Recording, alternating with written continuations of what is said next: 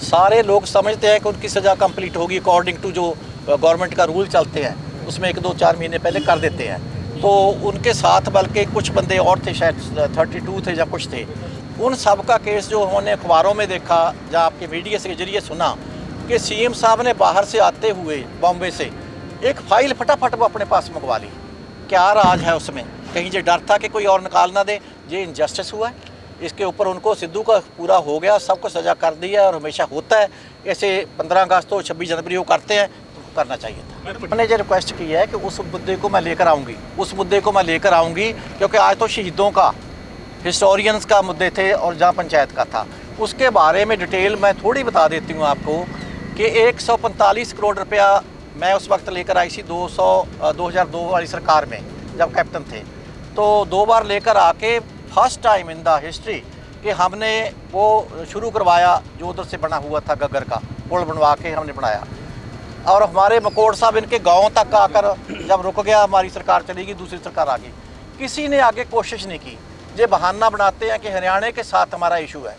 मैं मानती हूँ कि हरियाणा के साथ इशू तब होगा जब जाखल जहाँ से हरियाणा शुरू होता है वहाँ तक तो जैसे हमने कर दिया 75% पूरा, तो 25% तो आप अपने पंजाब के एरिया में कर सकते हो।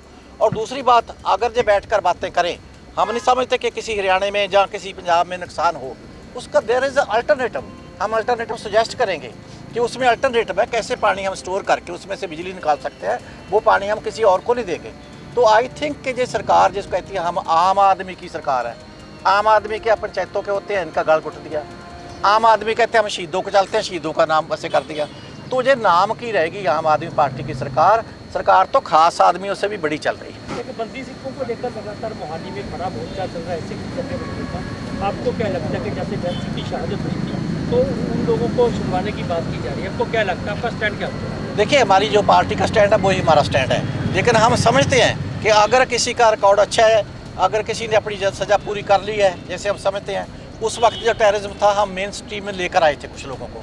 अगर अब भी हम समझते हैं कि मेन स्ट्रीम में लाने के कारण या कानूनी तौर पे जैसे जिसका पूरा हुआ है, तो हमें इसके ऊपर कोई ऐसा एतराज़ नहीं। मैडम, नवजोत सिंह सिद्धू होरां दी रिलीज़ की एक्सपैक्टेशन सी कि उन्होंने रिलीज़ किया जा सकता है। अमरिंदर सिंह राजा वड़िंग होरां ने भी पिछले गल किया कि सरकार ने उन्होंने रिलीज़ कर देना चाहिए, पर सरकार ने रिलीज़ नहीं किया उन्होंने फिलहाल जो भी। सारे लोग समझते हैं कि उनकी सज़ा कंप्लीट होगी अकॉर्डिंग टू जो गवर्नमेंट का रूल चलते हैं, उसमें 1-2-4 महीने पहले कर देते हैं। तो उनके साथ बल्कि कुछ बंदे और थे, शायद 32 थे या कुछ थे। उन सब का केस जो उन्होंने अखबारों में देखा या आपके मीडिया के जरिए सुना कि सीएम साहब ने बाहर से आते हुए बॉम्बे से एक फ़ाइल फटाफट वो अपने पास मंगवा ली। क्या राज है उसमें? कहीं ये डर था कि कोई और निकाल ना दे। ये इनजस्टिस हुआ है। इसके ऊपर उनको सिद्धू का पूरा हो गया, सबको सज़ा कर दी है और हमेशा होता है ऐसे। 15 अगस्त हो 26 जनवरी को करते हैं, तो करना चाहिए था। हमने जब से सुर्त संभाली है, ऐसी सरकार पहली बार देख रहे हैं जिसको हम फेलियर कहें, जैसे अनजान पने वाले। क्या हो रहा है ये किसी को नहीं समझ आ रहा। ब्यूरोक्रेसी पूरी तरह खुश नहीं है, मुलाजम पूरी तरह खुश नहीं है, पब्लिक पूरी तरह खुश नहीं, बुरजाट दिखा चुके हैं।